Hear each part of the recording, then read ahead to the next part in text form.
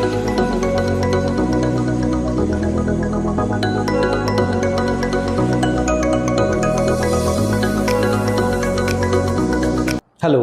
welcome to 𝗔𝗀 classes. 𝗔𝗀 ক্লাছলৈ সকলোকে স্বাগতম জনাইছো। আজি আমি এই ক্লাছত শিকিম অসম হিষ্ট্ৰীৰ বিষয়ে আৰু অসম হিষ্ট্ৰীত আহোম সকলৰ বিষয়ে আমি এই ক্লাছটোত শিকিম আৰু ইয়াতে আমাৰ আছে 30টা এমসিকিউ আছে আমাৰ ইয়াতে আৰু এই 30টা এমসিকিউ আৰু ইয়াৰ লগতে আমি আনুষংগিকভাৱে আৰু আমি শিকিম প্ৰায় 70টা হিডেন এমসিকিউ আছে। গতিকে আমি আৰম্ভ কৰো। আচ্ছা, আজি আমি আপোনালোকৰ লগত আলোচনা কৰিব ওলাইছো আহোম সকলৰ বিষয়ে আৰু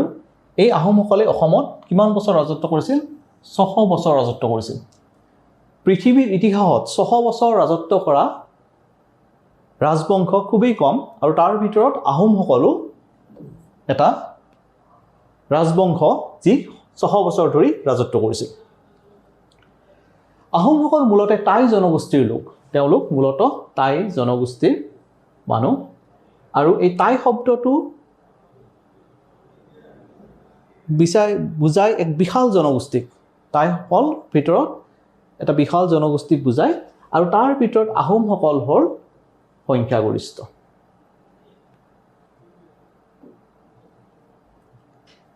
এতিয়া আমি আহোমসকলৰ ৰাজত্বৰ পাতনি কোলে মেলে চাও। চুকাফাই আহোম ৰাজত্বৰ পাতনি মেলে অসমত আৰু তেওঁ কেতিয়া আহিছিল? 1228 খ্ৰীষ্টাব্দত। চুকাফাই ক'ৰ পৰা আহিছিল? চীন দেশৰ পৰা আহিছিল চুকাফাই আৰু তেওঁ কিহৰ বাবে আহিছিল? অসমত এখন স্থায়ী ৰাজ্য, অসম বুলি তেতিয়া তেওঁ বুজা নাছিল, কিন্তু তেওঁ পাটকাই পৰ্বত পাৰ হৈ আহিছিল। পাটকাই পৰ্বত পাৰ হৈ পেলাই তেওঁ চৌকান গিৰিপথেৰে দিহিং নৈৰ উপত্যকালৈ আহি পায়। এই দিহিং নৈৰ উপত্যকালৈ তেওঁলোকে আহি পায় আৰু এনেদৰে তেওঁ যিটো অসমৰ যি পুৰণা অসমৰ এটা ঠাইৰ নাম, এটা ভূখণ্ডক বুজায়, এইটো হ'ল সৌমাৰ পীঠ। মোৰ আগৰ ক্লাছটো যদি আপুনি চাইছে আপুনি দেখিব যে তাতে সৌমাৰ পীঠৰ কথা উল্লেখ কৰা আছে। সৌমাৰ পীঠত তেওঁ চৰাইদেউত স্থায়ী ৰাজধানী পাতে। ইয়াতে যদি আপুনি লক্ষ্য কৰে, মই যিমানকেইটা ৰাউণ্ড চিন দিছোঁ, এই প্ৰতিটোৱে একোটা আপোনালোকৰ কাৰণে এমচিকিউ হ'ব পাৰে।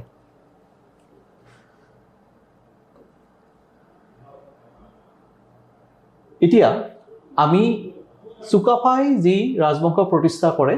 আৰু সেই বংশ 1228ত তেওঁ প্ৰতিষ্ঠা কৰে আৰু সেইটো কণ্টিনিউ হয় 1826 খ্ৰীষ্টাব্দলৈ। য়াণ্ডাবু সন্ধি হয় আৰু য়াণ্ডাবু সন্ধিৰ চৰ্ত অনুসৰি কি হয়? অসম দেশে পৰাধীন হয় আৰু অসম দেশ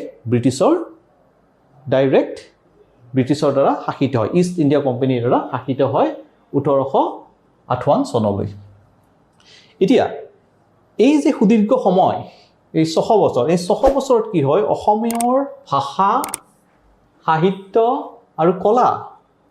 ইয়াৰ অভূতপূৰ্ব বিকাশ সাধন হয়। কেনেকুৱা বিকাশ যদি আমি সুধোঁ, আমি জানো যে শংকৰদেৱৰ সৃষ্টি আমি জানো, কীৰ্তন গোৱা, মাধৱদেৱৰ সৃষ্টি আমি জানো, নাম গোৱা, ভক্তি ৰত্নাৱলী, বিভিন্ন বৰগীত, সাঁচিপাতৰ পুথিবোৰ আমাৰ, হস্তি বিদ্যাৰ নৱ, এনেকুৱা অলেখ যিবোৰ সাহিত্য ৰচনা হৈছিল, এইখিনি সময়ৰ ভিতৰতে ৰচনা হৈছিল আৰু অসমীয়া সাহিত্য, সত্ৰৰ সংস্কৃতি, সত্ৰ এইখিনি সময়তে গঢ় লৈ উঠে। এতিয়া আমি জানিব লাগিব, চুকাফাই যেতিয়া পাটকাই পৰ্বত অতিক্ৰম কৰি অসমলৈ সোমায়, তেতিয়া অসমত সেই সময়ত বিভিন্ন ধৰণৰ জনগোষ্ঠী আছিল। আমাৰ মাজত নগা আছিল, মৰাণ আছিল, বৰাহী আছিল। ইয়াৰ উপৰিও আৰু বিভিন্ন সৰু বৰ জনগোষ্ঠী সেইখিনি সময়ত অসমত আছিল আৰু এই জনগোষ্ঠীসমূহক চুকাফাই কি কৰিছিল? পৰাস্ত কৰাৰ লগত এইটো নহয় যে তেওঁলোকৰ লগত বেয়া ব্যৱহাৰ কৰিছিল। তেওঁলোকে বশ্যতা স্বীকাৰ কৰাৰ পিছত চুকাফাই কি কৰিছিল? তেওঁলোকৰ লগত মিত্ৰতাও স্থাপন কৰিছিল আৰু বৈবাহিক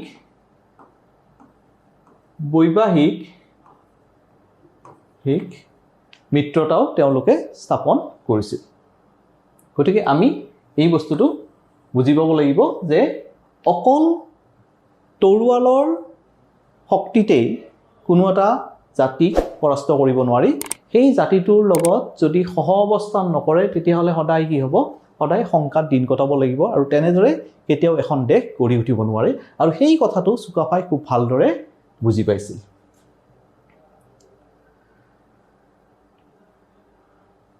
আৰু সেইভাবে কি হৈছিল চুকাফাই বৰ অসমৰ কথা কল্পনা কৰিব পাৰিছিল যে অসমখন যে অকল যে এটা সৰু ভূখণ্ড হেনেকুৱা নহয় অসমখন গোটেই যিমান জাতি জনগোষ্ঠী আৰু তেওঁলোকৰ যি বাসভূমি এই গোটেইখিনি লৈ এটা বৰ অসম এখন বৰ অসমৰ কথা তেওঁ কল্পনা কৰিছিল আৰু তেওঁ কি কৰিছিল নামদাং লৈ ৰাজ্যৰ সীমা বিস্তৃত কৰিব পাৰিছিল আৰু সেইটো এটা উল্লেখযোগ্য ভূমিকা চুকাফাই পালন কৰিছিল এতিয়া আহোঁ আমি চুকাফাৰ আমি যেটো যাক ষ্ট্ৰেটেজি বুলি কওঁ যেটো কৌশল বুলি কওঁ তেওঁৰ কৌশল কেনেকুৱা আছিল তেওঁৰ কৌশল এনেকুৱা আছিল যে তেওঁ যিখিনি স্থানীয় মানুহৰ মাটি তেওঁ লোৱা নাছিল স্থানীয় মানুহৰ মাটি নলৈ তেওঁ কি কৰিছিল নতুন মাটি ভাঙি খেতি কৰিব আৰম্ভ কৰিছিল যিখিনি আহোম লোক আহিছিল তেওঁলোকে নতুন মাটি ভাঙি খেতি কৰা আৰম্ভ কৰিছিল আৰু ইয়াৰ ফলত কি হৈছিল স্থানীয় লোকসকলে আহোমসকলৰ প্ৰতি বৈৰী ভাৱ ৰাখা নাছিল কাৰণ আপোনালোকে জানে তেতিয়া কি আছিল অসমৰ ভূখণ্ডত প্ৰচুৰ প্ৰাকৃতিক সম্পদ বহুত মাটিবোৰ পৰি আছে তেনেস্থলত কি হয় যেতিয়া এটা ভূখণ্ডত বহুত মাটি পৰি থাকে তেওঁলোকৰ ওচৰত যদি কোনোবাই থাকিব আহে তেতিয়া সেইখিনি মানুহ সদায় আদৰি লৈছিল আৰু আপোনালোকে জানে অসমৰ যেটো সংস্কৃতি সেই সংস্কৃতিত আমাৰ যেটো জনজাতীয় পৰম্পৰা এই জনজাতীয় পৰম্পৰা আছিল আৰু জনজাতীয় পৰম্পৰাত কি হয় সদায় আদৰি লোৱা হয় ঠিক তেনেদৰে চুকাফাই কি কৰিছিল নতুন মাটি ভাটি খেতি কৰিছিল এই যে কাৰ্যৰ কাৰণে তেওঁ জনজাতীয় মানুহখিনি যিখিনি মানুহ আগৰ পৰা বাস কৰি আহিছিল তেওঁলোকে ভাল পাইছিল আৰু তেনেদৰে এখন বৰ অসম গঢ়াৰ যি চুকাফাৰ যি সপোন সেই সপোন কিছু পৰিমাণে হলেও সম্ভৱ হৈছিল বা সফল হৈছিল চুকাফাৰ অসমৰ প্ৰতি প্ৰেম বহুত বেছি আছিল আৰু তেওঁ প্ৰাণ ভৰি ভাল পাইছিল আৰু সেইকাৰণে অসম দেশক তেওঁ কি কৈছিল মন দুন চুন খাম এটো আপোনালোকে মনত ৰাখিব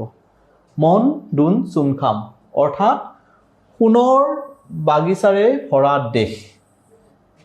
তাৰমানে ইমান ধুনীয়া আছিল আজি অসম দেশ বহুত ধুনীয়া আৰু আপোনালোকে কল্পনা কৰক যেতিয়া তাত আজি 12শ শতিকাত বা 13শ শতিকাৰ অসমখন কিমান ধুনীয়া হ'ব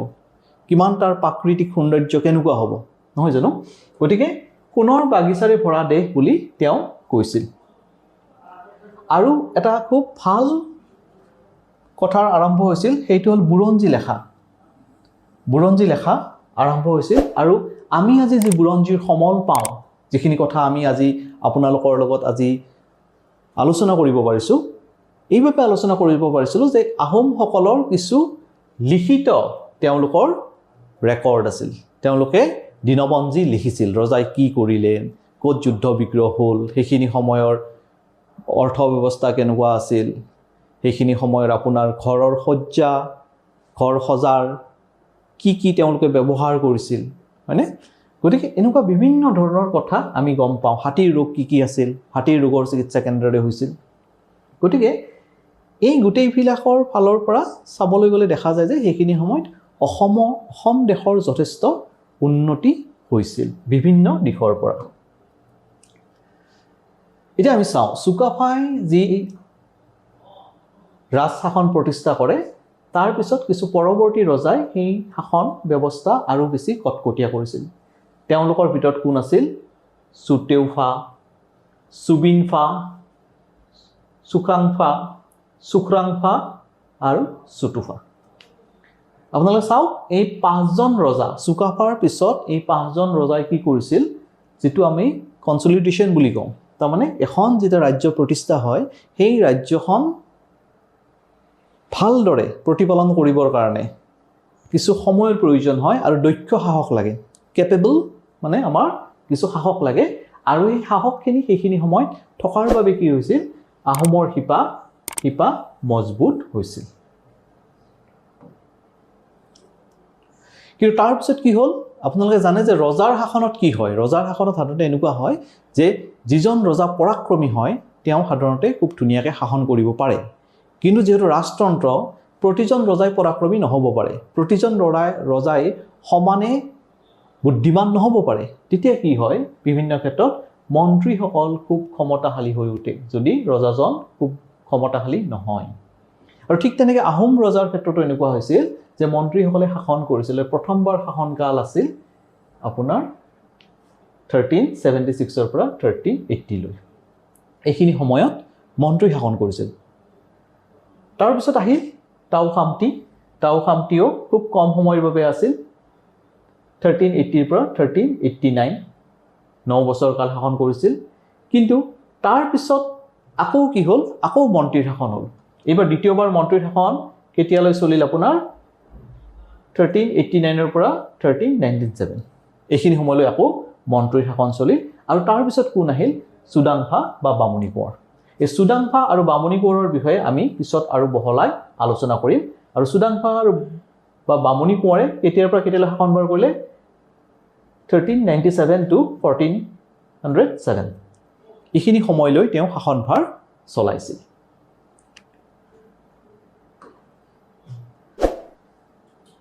এতিয়া আমি চাওঁ আহোমসকলৰ এটা সংক্ষিপ্ত ৰূপৰেখা কোন কেইজন ৰজাই অসমৰ এই 600 বছৰীয়া যি আহোমৰ শাসনকাল কোন কেইজন ৰজাই শাসন কৰিছিল এতিয়া ইয়াৰ পিছত কোনজন আহিল আমি 5জন ৰজা আগতে পালো ইয়াৰ পিছত আহিল চ্যুজাংফা চুকাকফা চুচেনফা চুহানফা চুপিনফা এওঁলোকৰ কোনখিনি সময়ত শাসন কৰিছিল সেইটো ইয়াতে উল্লেখ কৰা আছে তাৰ পিছত আহিল এইখিনি আহাৰ পিছত আমাৰ কি হ'ল যি হিন্দু কিছু ৰীতি নীতি হিন্দু কিছু আচাৰ ব্যৱহাৰ আহোমসকলৰ মাজত সোমাই পৰিল ইয়াত আছে চুহুংমুং বা দিহিঙীয়া ৰজা বা স্বৰ্গনাৰায়ণ ইয়াত চাওক চুহুংমুঙে কি আমাৰ যে টাইটেল বা উপাধি লৈছিল দিহিঙীয়া ৰজা আৰু ইয়াত কি ললে স্বৰ্গনাৰায়ণ ইয়াতে আমি দেখো যে হিন্দু ধৰ্মৰ প্ৰভাৱ চুহুংমুঙৰ পৰা পৰিলক্ষিত হয় তাৰ পিছত আহিলে আমাৰ চুকলেংমুং বা গড়গঞা ৰজা আপোনালোকে নামবোৰ মনত ৰাখিব কাৰণ এমচিকিউত কি আহিব পাৰে চুকলেংমুঙক আন কি নামেৰে জনা যায় গতিকে আপোনালোকে লিখিব পাৰিবলৈ যে গড়গঞা ৰজা সুখম্ফা বা খুৰা ৰজা বা ভগনীয়া ৰজা এই নামবোৰ কেনেকৈ দিয়া হয় এই নামবোৰ যদি তেখেতৰ এইটো ভৰি খুৰা থকাৰ কাৰণে তেওঁ খুৰা ৰজা বুলিছিল আৰু ভগনীয়া ৰজা কিয় বুলিছিল যে তেওঁ পলাই যাব লগা হৈছিল ৰাজ্যৰ পৰা গতিকে তেওঁ ভগনীয়া ৰজা বোলা হৈছিল গতিকে এজন ৰজাৰ নামৰ পৰাও আমি সেই ৰজাজনৰ বিষয়ে বিভিন্ন ধৰণৰ কথা অনুমান কৰিব পাৰোঁ তাৰ পিছত আপোনালোকে চাওক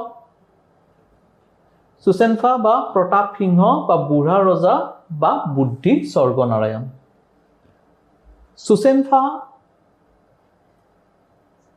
আপোনাক আৰু তিনিটা বেলেগ বেলেগ নামৰেও জনা যায় প্ৰতাপ সিংহ বুলি আপোনাৰ আহিব পাৰে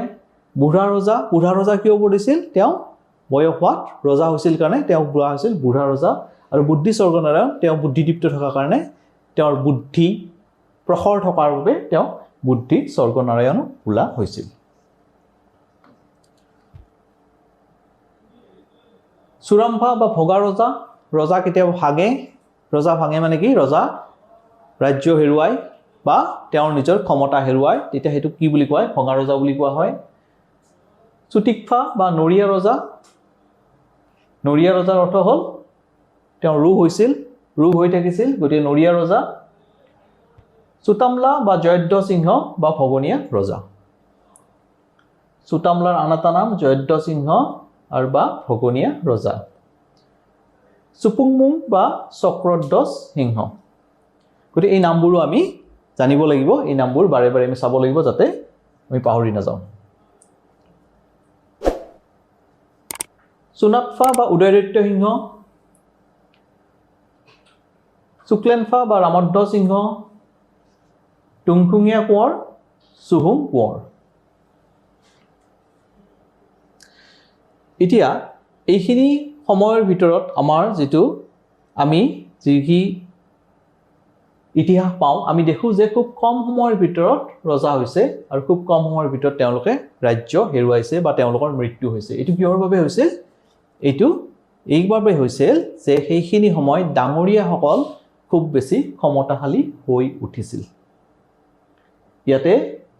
1673 পৰা 1675 মাত্ৰ ইয়াতে চাওক 1675 আৰু ইয়াতেও আপোনাৰ 1675 গতি এই ৰজাসকলৰ কি হৈছিল তেওঁলোকক হত্যা কৰা হৈছিল খুব কম সময়ৰ ভিতৰতে কোনে হত্যা কৰিছিল ডাঙৰীয়াসকলে সেইখিনি বিষয় আমি আৰু পিছত আহিম